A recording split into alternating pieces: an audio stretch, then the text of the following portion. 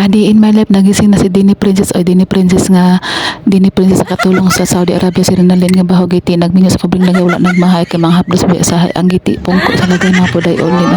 nag-exercise akong puday kasi nautugin yung giti aw istiyong kasi yung katawan ko mga puday na masakit mga puday nakapalingon ako kasi yung alaga ko mga puday tulog pa mga puday hindi nagpray na ako dyan mga puday kasi nagpasalamat ako sa Ginoo mga puday na nagising ako di ba yung iba hindi na nagigising mga puday natutulog na hindi nakagising mga paday.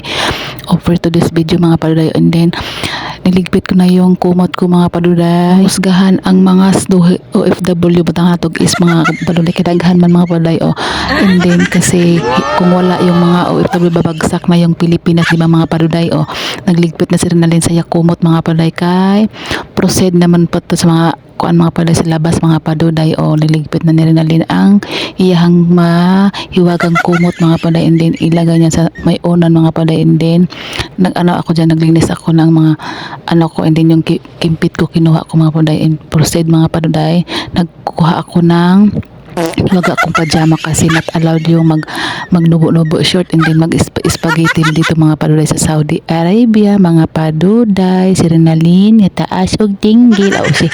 magsuot na si Rinalyn ng pajama mga paduday kasi lalabas na yan mga paduday magsuot ng hiwagang pajama and then yung mahiwagang damit na may pakpak may pako mga paduday bakay not allowed man mga paduday ang suot ka ng ganyan dito mga paday kasi pagalitan ka mga paday and then magsuot na ako mga paduday kasi lalabas na ako mga paduday yan lalabas na si Rinalyn mga paday and proceed mga paday nakalabas ako nagbubungad man to mga paday ang nilabhan mga paday nag-undok mga paduday hindi bitbitin mo ng paduday kasi labahan natin mga paday and proceed mga paday naguba ng itsura kay guba na daan gubo na itong paday kasi pagdating ko sa kusina mga paday and then yung nakabungad ang daming hugasan mga paduday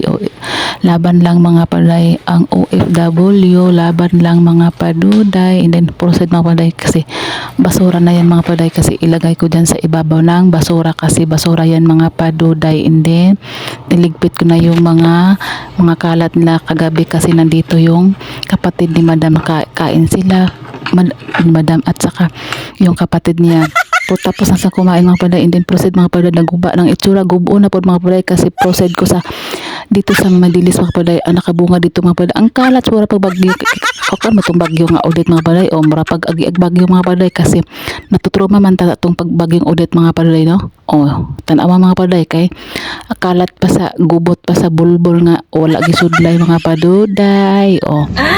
naguba ng itsura ni Rinalyn kay mura pag-agi og bagyo mga paduday guba ng itsura gubon pa kuyawan lagi mga paday and then proceed mga paday and then gamitan na to og power lagi ti power na lakas mga paday bilisan na Rinalyn mga paduday kay para mabilis mga paduday na te sobra pagbagyong ulit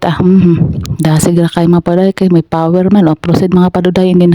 ang punta ako sa kusina kasi kuyawan pod ang nilabhan mga paday dasigo na to mga paday kay ang nilabhan mga paday ang dami pang thank you for watching sa next vlog bagiti